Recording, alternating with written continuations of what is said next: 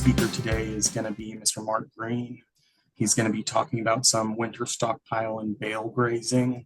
Um, he has a presentation for us, so we really appreciate you guys being here today, and I'll let him introduce himself. Thank you, Gabriel. Yeah, my name is Mark Green. I worked for NRCS as a grazing specialist for 40 years here in Southwest Missouri. I'm located just north of Springfield, about 10 miles near the town of Fair Grove. Now that I'm retired, I do contract grazing with cattle. I do have some goats now, thanks to my granddaughter and grandma, though I'm getting educated more on the goats. So yeah, so that's kind of my background. I've worked on grazing systems and grassland management for 45 years. So hopefully I can give you some information today that'll help. So I guess I'll move on into my presentation and yeah. So we see that all right? Yes, good. Okay. So we're talking about stockpiling and bale grazing to look at some possibilities on winter pasture. And stockpiling basically is we're accumulating some growth from some other period to use it later, save it up and use it later when we need it. And that's what I'm going to kind of go into some details here on how that can work for you and some keys to making it work the best. I think I'd just go ahead and ask for that first question, though, just right off the bat, if that's all right.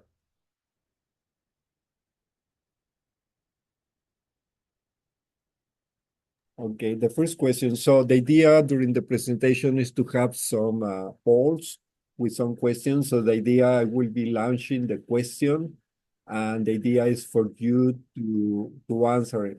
So the question is, which is the best forage to stockpile? And the answer is Bermuda, tall fescue, orchard grass, or grass. Select one, please. And so already we have 38% of people, 42, 51, 60% of the people. Okay, so you can answer the question. So are you ready for me? Is that? Let me just, okay. Okay, I will be now sharing the results. So those are the results. 24 serve Bermuda, 43 tall fescue, 29 orchard grass, and 1% grass. So now you can give feedback, Mr. Green.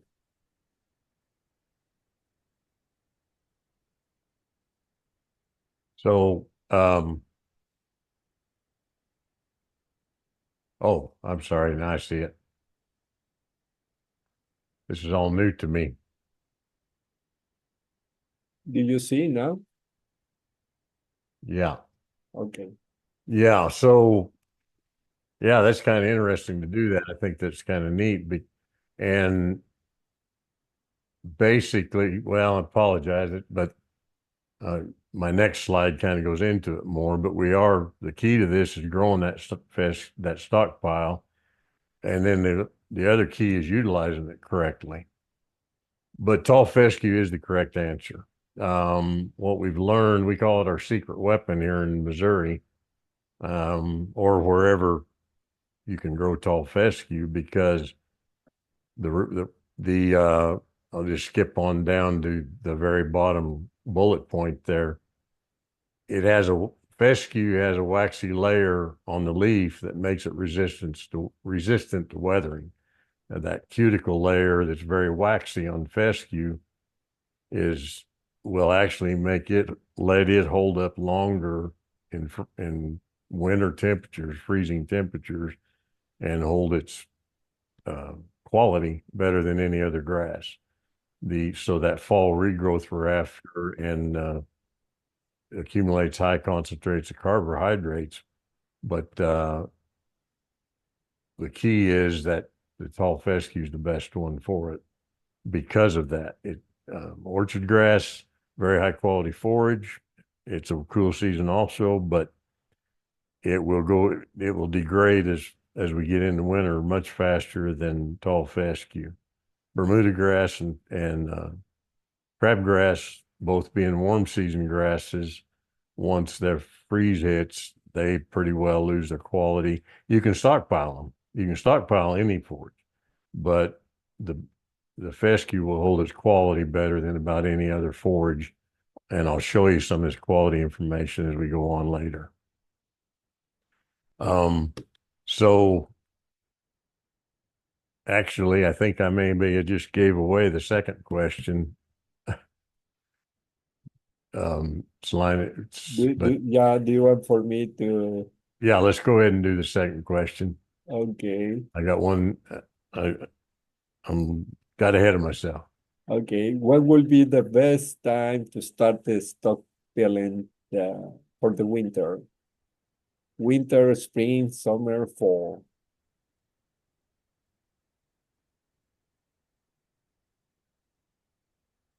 Okay, we have 15, 16 people, 17 people, 20 people, almost everyone. So your last chance to answer now. Okay, I will be.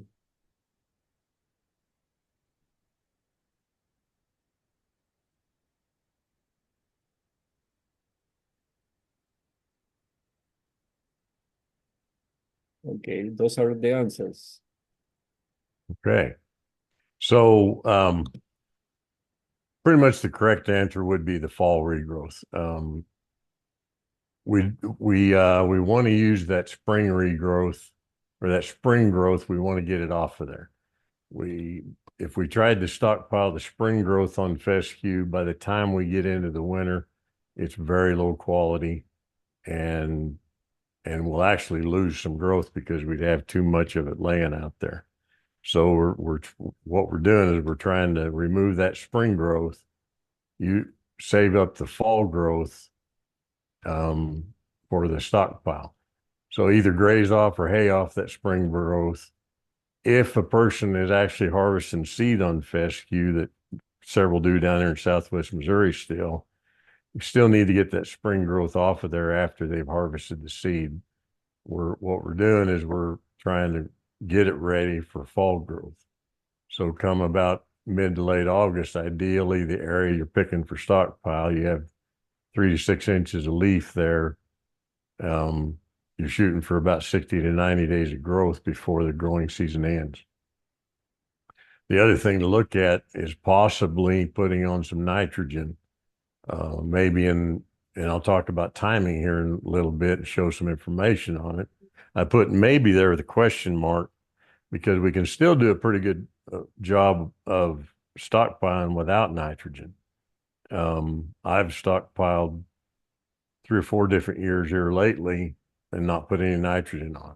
I could probably get more yield with nitrogen, but then you got to kind of look at the economics of it. But I'll talk about that a little more here in a second. But basically, then you're going to not graze that area or defer the grazing.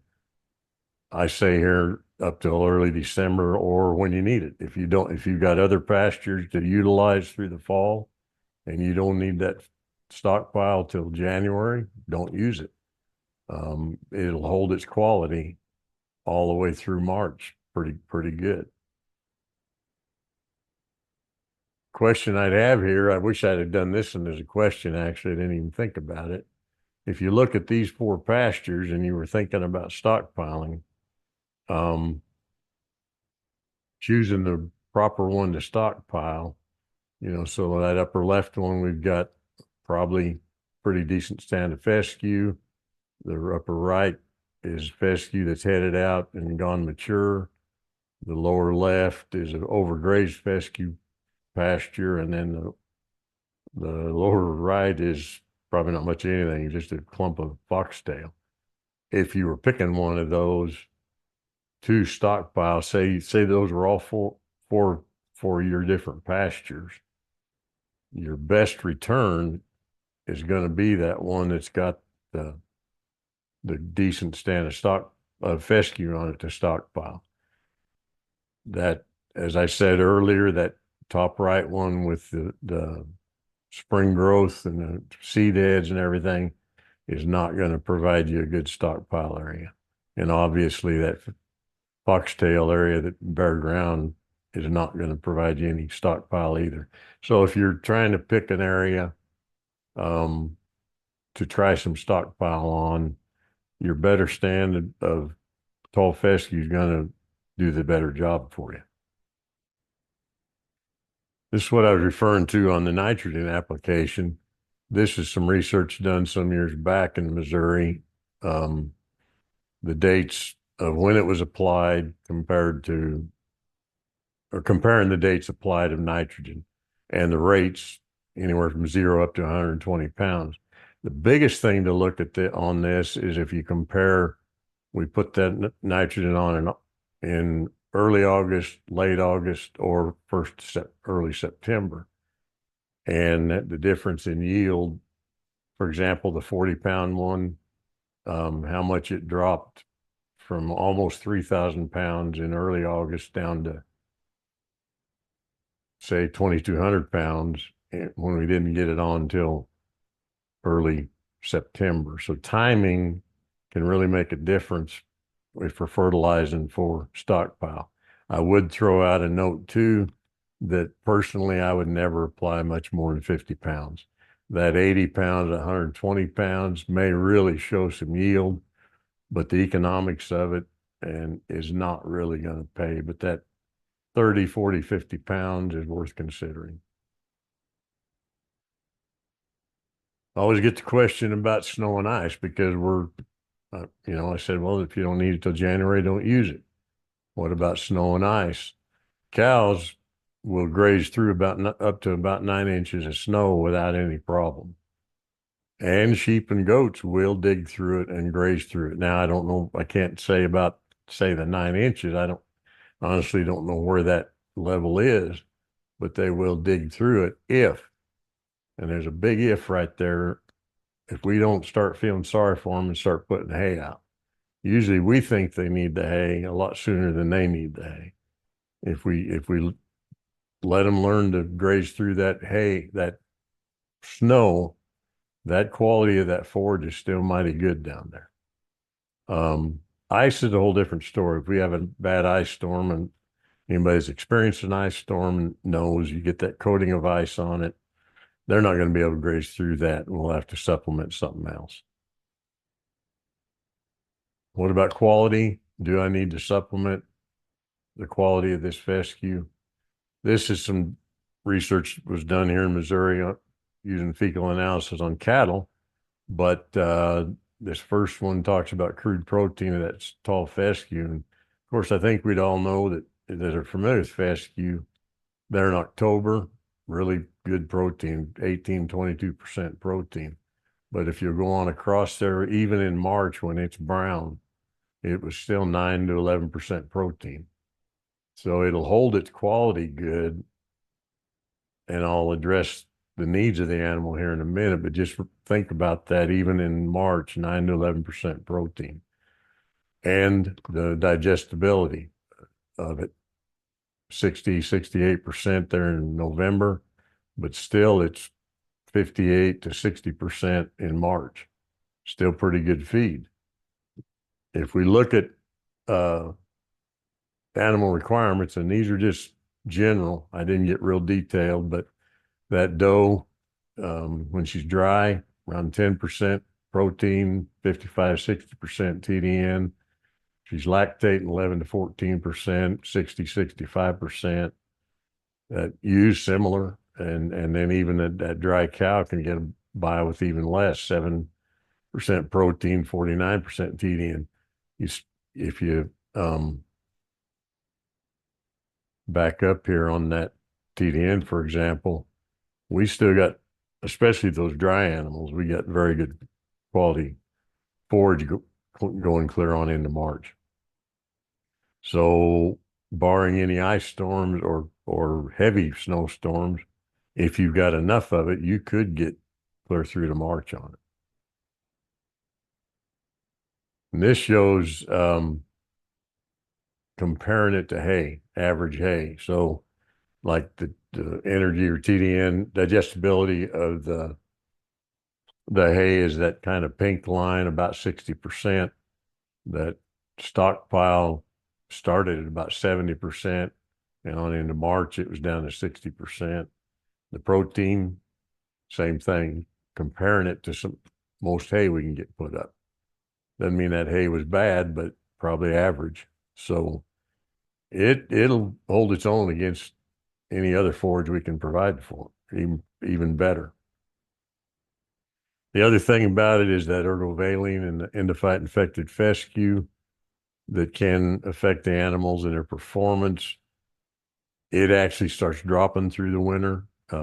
It might be up there pretty normal in October and November even, but we found as we get on into those winter months, that toxicity starts dropping. So it's actually a higher, you take that into account with the protein and energy, it's pretty decent quality forage through there. So the advantages of this stockpile grazing is we can reduce costs compared to, hands down, an animal can always harvest, eat grass cheaper than we can ever feed anything to it. So the more we can let that animal harvest it and graze it, it's always going to be more economical. We can reduce time and labor, and I'm going to talk about how to feed this out here in a second. The quality I talked about, and we can spread that manure out better over the pastures. But, so we've got this fescue field growed up. Say we got 10 inches out there, a nice fescue, 25 acres of it. If we just turn them in there, it's kind of like if I had all my hay, I put it out there in the pasture and I just turn them all in that pasture at the beginning of the winter and say, here you go. Is that going to be very good use to your pasture or your hay? I'm sorry. You're going to get all kinds of waste. So we need to think of that same thing with our pasture, and we need to look at stripping it out and only giving them maybe a 1 to 3 day grazing. And 3's even getting kind of long because you'll get more waste as you give them an area, a bigger area. That waxy cuticle I mentioned earlier, if that cow steps on it or you drive over it, you'll break that cuticle and lose all those nutrients. If you've ever driven out through a pasture on a frosty morning and then later on you'll see your tracks,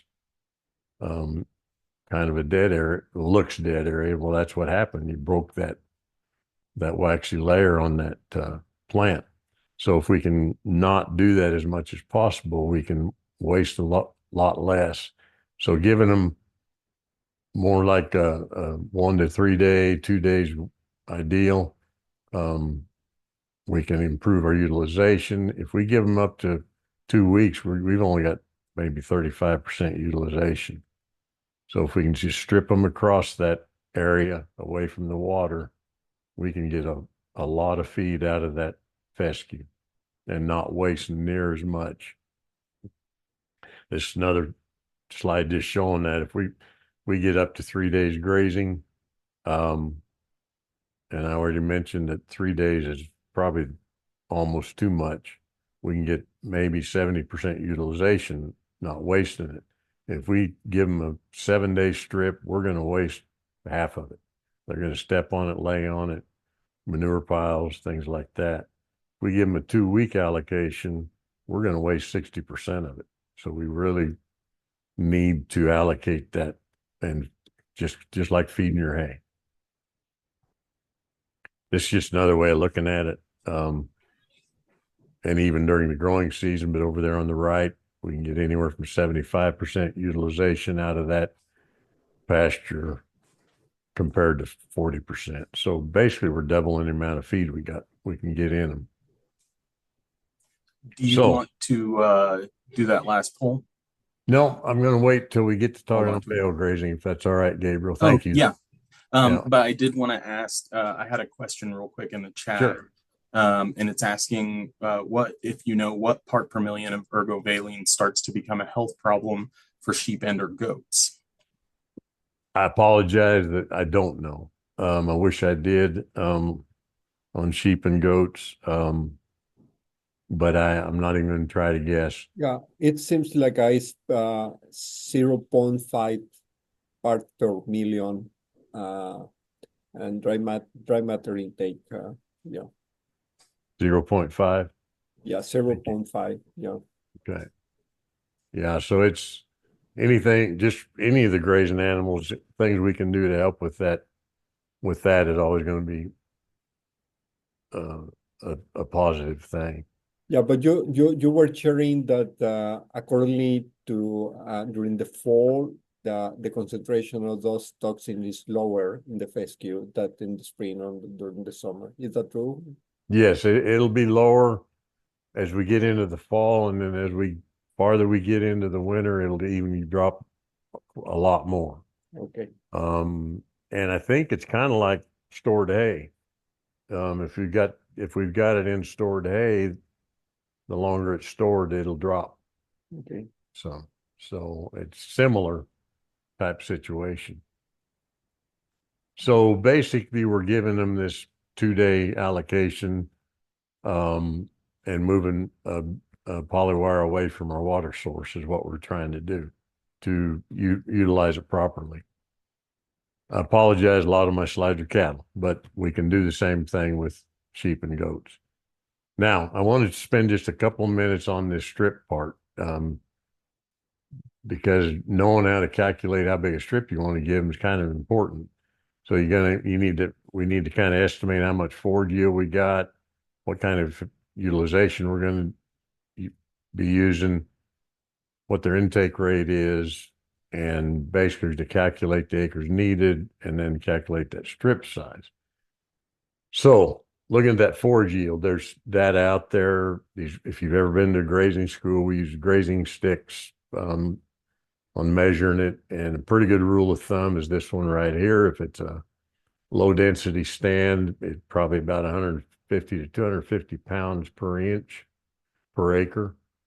All the way up to high density stand might be up there in that 400 pounds per inch per acre. So if you're measuring it and it's 6 inches tall, you take that times this, and that's how much it'd be a good estimate of how much forage is out there at the time. On back to that harvest efficiency, less than 3 days, we can get up there in that 65, 70%.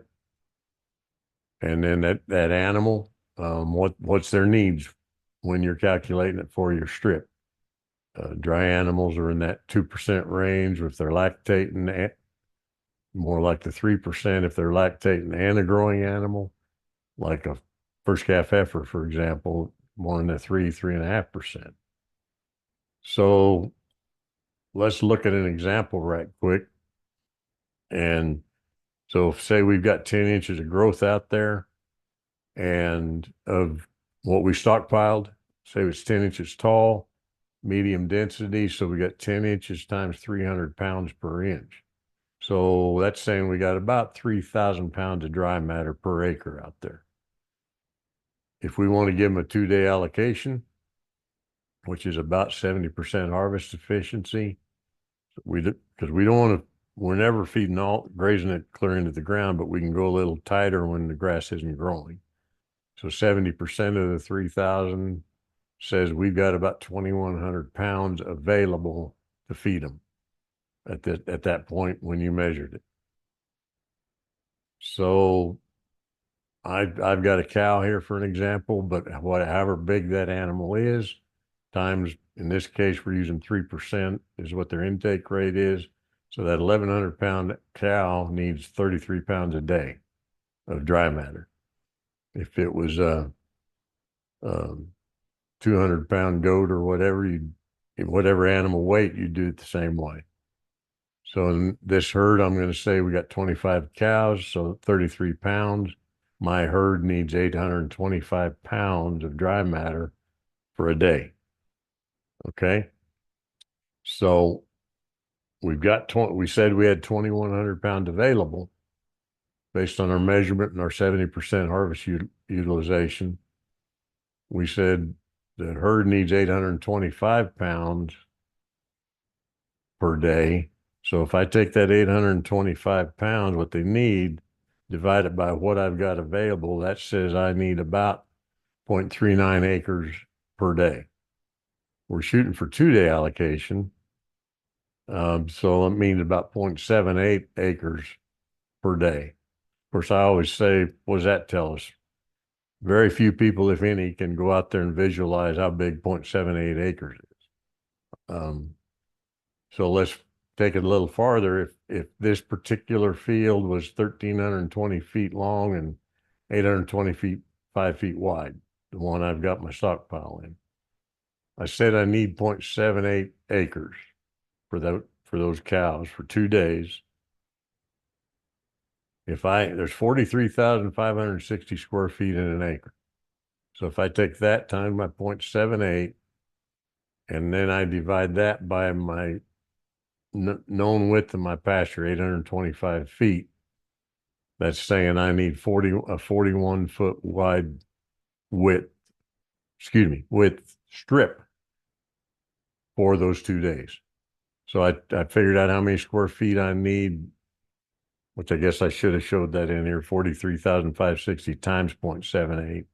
I divide it by the distance between my two permanent fences. It says I need a 41-foot strip. So I would step off 41 feet. Big key is know how big your step is. There's no man alive that takes a 3-foot step. But anyway, and then that's how I come up with a strip. Thing I stress too is, say you go out there into the first 2 days and you got a bunch left, something miscalculated, adjust your strip for the next time. It's not the end of the world. And so based on those calculations, if that was a 25-acre pasture and I was needed 0.39 acres per day, that 25 acres should last me about 64 days. That's not too shabby if I could get that stockpile to last me 2 months into the winter.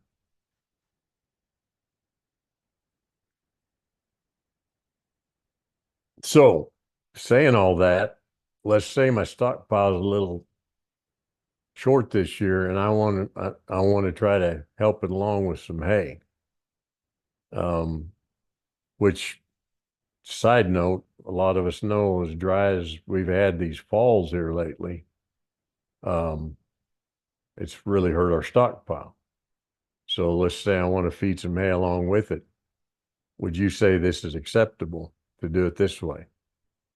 I would say we're wasting a lot of hay. So if I was going to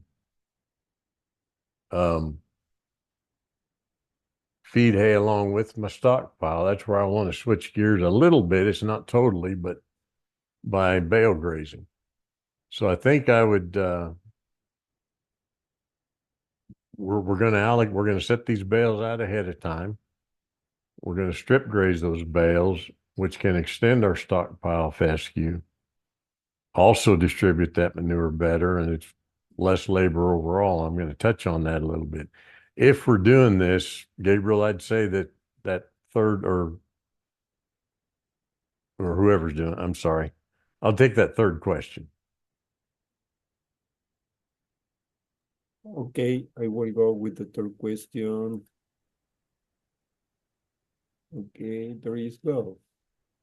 When feeding bales, how many days worth of hay should be put out at one time? The options are 2 days, 3 days, 4 days, 7 days.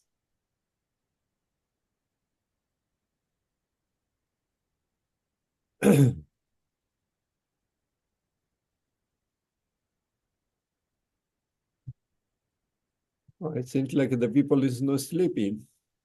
Yeah, your talk is good.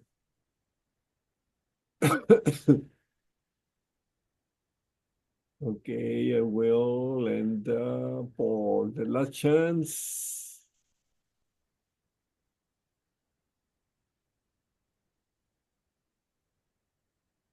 Okay, over there the results. Okay. So it really goes back to the same discussions with the stockpile, trying to reduce waste. So ideally, we're going to get the least waste if we can stay 2 days or below. 3 days would be doable too, but my experience and watching others, the 2 days would be ideal. So that's what I'm going to kind of share here as we go along. So bale grazing. There's a professor with Kentucky, Greg Halleck, that's done a lot of work with this. If you ever get to find some of his work, he's an ag economist there, but he's done a lot of work on bale grazing. And the bottom line is we are setting out quite a few bales ahead of time. For example, if you look at this is some I did. Those bales going out in the row there, I put 2 rows of bales out to strip graze along with my stockpile. My stockpile wasn't very good that year, so I extended it with the bales. So what basically what you're doing is the same thing we did with the stockpile. Calculate how much stockpile I've got, what's your average bale size, what's the herd needs, but you're going to throw that bale amount in there too to calculate out how big a strips I need plus how many bales I need. And in my case, I came up with, I say no more than 3 days here. I really feel after doing it myself several times, I even like the 2 days better because it's less waste. And I came up with this example. I had about 6 inches of stockpile, 2 bales. So I put 2 rows of bales out there and stepped off my strips. I do not remember how big, wide these strips were now, but they might have been 25 feet. No, they weren't that. They might have been 20 feet wide. And no, anyway, doesn't matter. And so by having those bales already out there, all I had to do is run polywire, do my strips of polywire between them, and basically we're giving them a strip of grass and 2 bales the same way you're stockpiling, you just supplemented it. What I did also is at that time I had 5 reels of polywire, so I went ahead and laid out 5 strips. So every 2 days, all I had to do is roll up polywire, compared to starting the tractor, loading bales up, going out and feeding them, and just saving labor and time. And I don't feel it wastes as much hay. One tip that somebody taught me is just before I turn them into that strip, I would turn those 2 bales up on the end, because they will clean those bales up much better if they're turned up on end. I don't know if it's getting cut off by the pictures or you can see it, but like there's a bales turned up on end where these cows are over on the right. And it really does improve the efficiency decrease the waste on these bales. Sorry, Mr. Green. I think there's a couple questions. Do you mind if I? Yeah, be great. There was actually one that I'd like to go back to, but let's go with the ones that are on topic, and then I'll go back to that one after that. Okay. How many head of sheep or goats do you expect to eat a bale in 2 days? Well, that's a good point. Yeah. How many head? If this is an 800-pound bale, which is probably You know, a lot of people think their bales are a lot bigger than they really are. And you're going to still have 10, 15% waste, maybe 20%. So you're talking, what, let's say 650 pound of dry matter there. And what's a good weight on a sheep? Some of you sheep people, tell me a good weight on a Oh, ewe. it's your. Pardon me? I was gonna say. So we got 130. 130. So if you take 130 pounds, I'm going to stick with the 3% of their body weight. If you take 130 times 3%, what's that? Making me do my math here. It'd be about 4%, about 4. 4 pounds. Yeah. So that ewe's probably eating about 4 pounds a day. So that is a little different story. You know, you're talking, you got 600 pound of dry matter out there. That'd be a lot of sheep, wouldn't it? Yeah. So I'm thinking, if you're going to try to do this with sheep, you may want to look at not doing, I didn't use rings or anything. And you may want to look at a way to maybe bale graze, unroll part of it if you can, or in a feeder.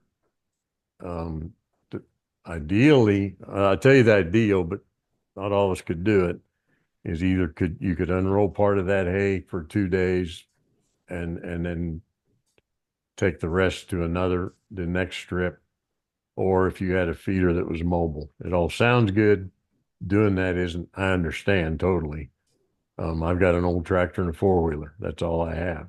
So the other option could be that this hay in a feeder you have off to the side that you could help them position it where they could come to, but you're still stripping your pasture away from it, kind of like you're watering, because you're stripping if you remember right, I said you're stripping away from the water. We're not worried about a back wire, if that makes sense, because this is wintertime, no regrowth. So you could strip away from your feeders too. If that makes sense. I'd try to go back to that one slide, but if you had your hay in the feeder and strip away from it on your grass, still let them come back to the feeder, but you're still spreading that manure and stuff with those animals and allocating the grass out a couple days at a time. Awesome. But I'm glad that question came up, because I honestly hadn't put the figures to it myself. And it would probably, with sheep, it would probably need to be, and goats, either in some feeders that they would keep coming back to, or you unrolled it. Okay.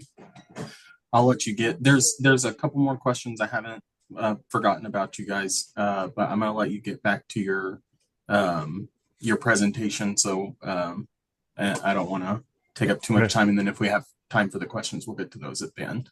Well, I'll finish this up right quick, because this, the interesting part about it, at least with cattle, when you turn them into that new strip with the hay and the grass, some of them will start on the hay, some of them will start on the grass, grazing.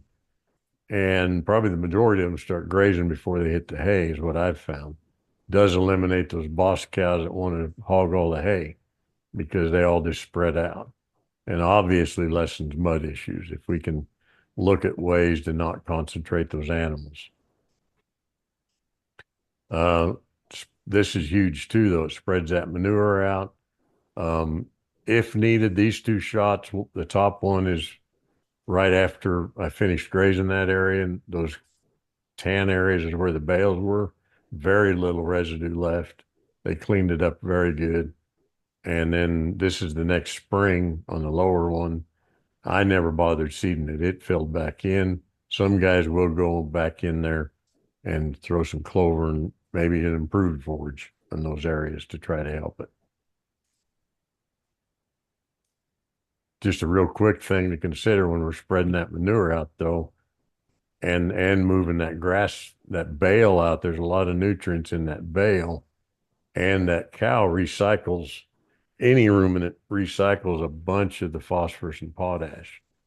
So if we can use those animals to spread that out across the pasture rather than it all piled up around a feeder or something, even if you're coming back to those feeders with those sheep we were talking about earlier, if we were able to strip that grass out where they're still moving out across there, we're going to help spread that manure out better. So this is some data Jim Garish and those guys put together years ago. But if we look at rotation frequency and how many years it would take on a cow to get a pile of manure per square yard, on a 2-day rotation, it'd take about 2 years.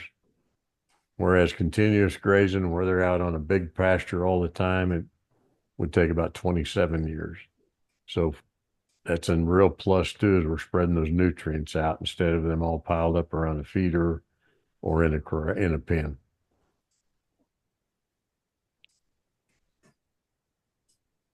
I've got some quick deal here on the polywire. I'm not sure if everybody's familiar with it or not, but you're not going to be able to do this without polywire. Just real fast, I'm going to go through this. Polywire, reels, step-in posts, and portable charger. Even if you got all barbed wire and woven wire, you could do this strip grazing with a couple of reels and some polywire. The biggest thing I want to say about polywire, I only buy 9-strand polywire. It's anything else is not good quality and will give you problems. It comes in 3-strand, 6-strand, 9-strand as far as the wires. And the gears, the reels, the geared ones are 1-to-3 ratio. Sure make it a lot nicer to reel this up. When you're rolling a quarter mile of this up, it's a 1-to-3 ratio. Step-in posts, I look at a wide step, a small diameter steel spike, and a post like this one, these O'Brien's. You could put multiple wires on there for sheep and goats. I use them with my goats, no problem. Some of these others aren't very good quality, and the huge spikes, you can't get them in the ground. The pigtails are great for cattle, but with sheep and goats, pretty hard to add more wires, so you're probably not going to use those. And I would avoid the rebar ones, just cause you problems.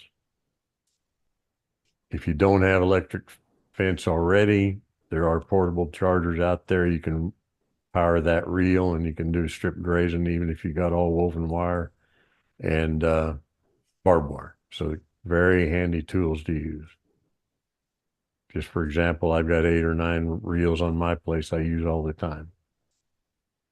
So if we're trying to strip graze this stuff, the stockpile with our bales, that's what we're after, and getting that manure spread out. So I think that's about all I had to give y'all. I hope that was all right.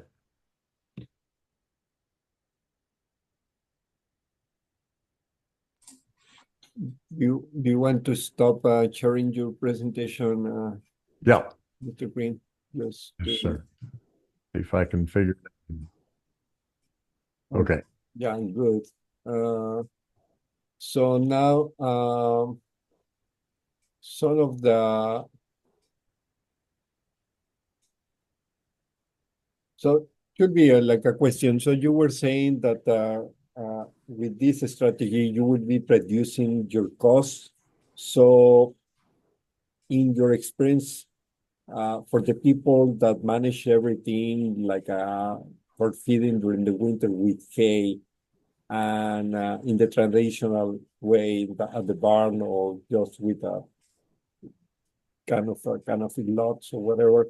So how much do you think that you can reduce labor or your costs? On the costs, you said? Mhm. Yeah. I usually have cost information in there, but I think in about 2 or 3 weeks, I was going to address the cost Yeah, on winter yeah, that is true. compared to hay. So I kind of saved that, but serious, and I will go into detail on that.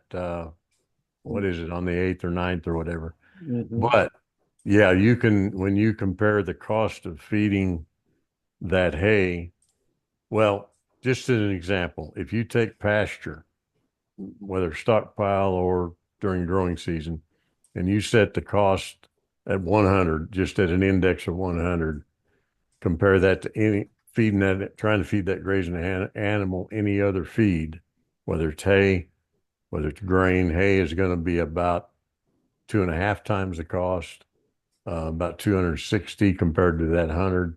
Grain is going to be about 3 to 4 times the cost because you got things in between the cow and the grass. You got your labor, the machinery, the fuel, the fertilizer. So the stockpile fits right in there, probably even more because of having to feed it on top of having harvesting it and then having to feed it. And I do have some figures that'll talk about that. Yeah. Maybe it's one of those stay tuned things. Yeah. And sometimes when you get hay, you have to buy the hay. It's not as good as the one that you have up there in the stockpile. And later on, because if you are gaining weight or you have pregnant animals, you have to feed, and sometimes you have to feed with grain, so you will be Right. losing a lot. So in the complete picture, you will be losing much more money that you don't get a good strategy to have enough good forage during the winter. Yeah. Yes. So that's actually kind of a good segue into one of the questions that got missed in the earlier from Miss Nolden about the what proportion of dry matter from hay versus stockpile are you trying to get for the diets with the combo of bale set on stockpile fescue?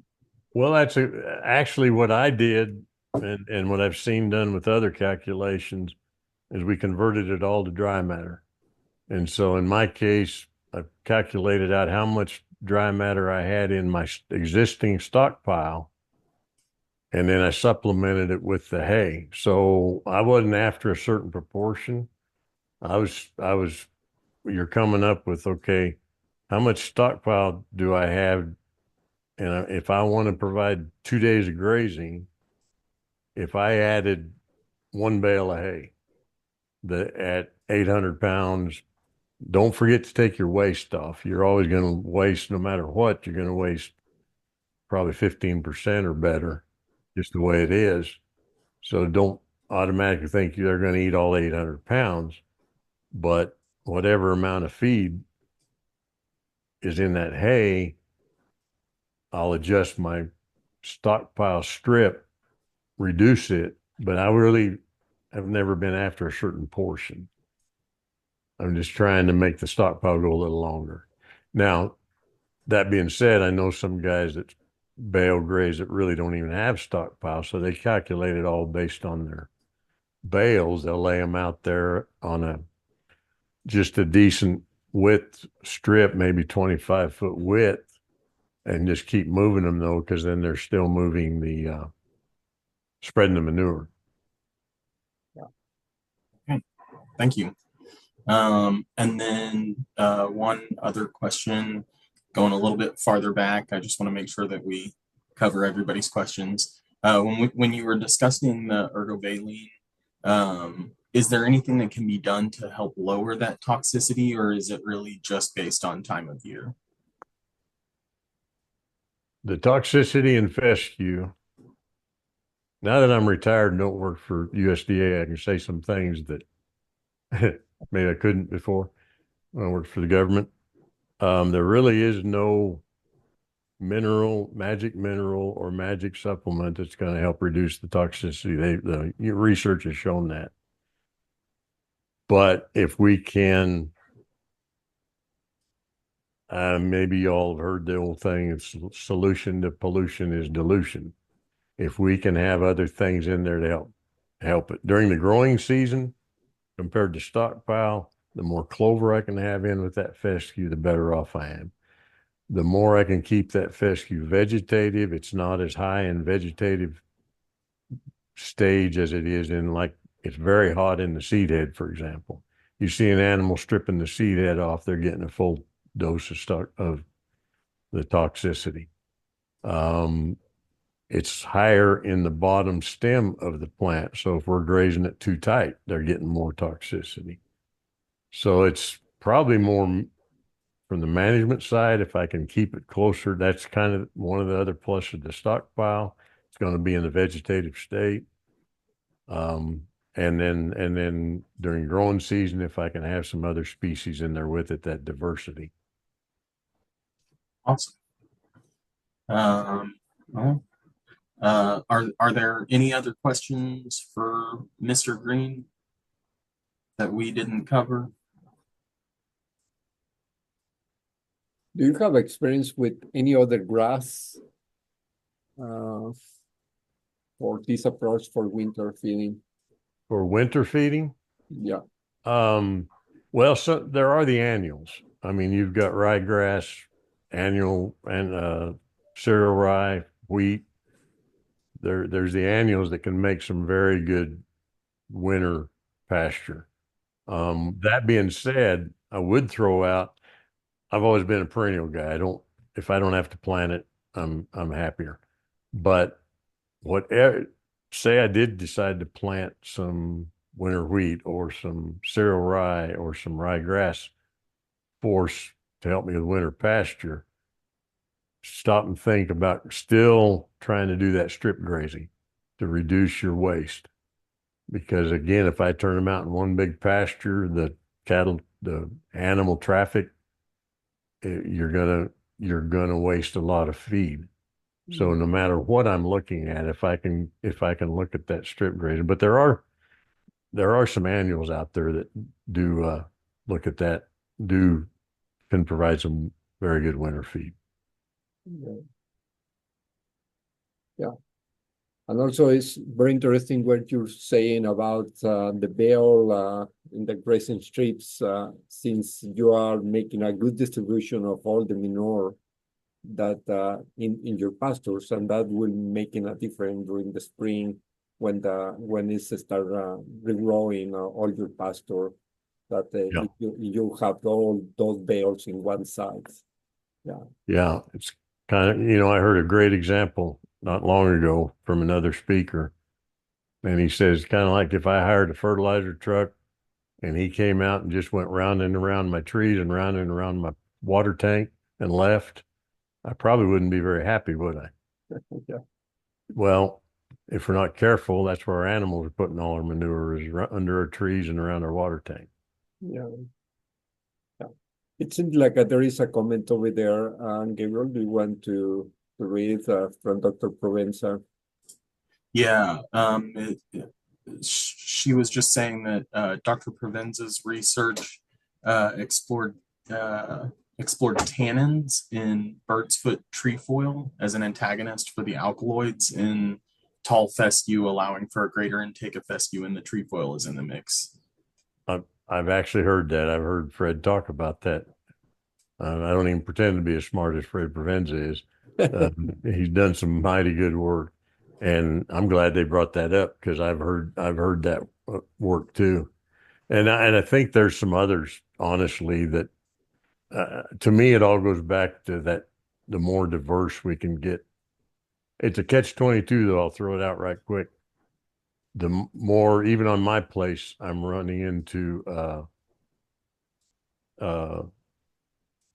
because of my intensive grazing system stuff, I'm getting a more diverse system. I don't have as much fescue now, so I don't have as much stockpile. So it's kind of like, oh, what do I do? And I've had a few other guys tell me this too, because we're after diversity that's going to help us with our endophyte situation. But fescue being the best one for stockpile, it kind of starts hurting us some there. So I don't know the answer actually, because I love the diversity. Yeah. Yeah, there is another comment over there, Gabriel. Yeah. Is endophyte free fescue still a problem? I'm really glad that question came up because it's a soapbox of mine. If you're south of I-70 in Missouri, you shouldn't be planting endophyte-free fescue.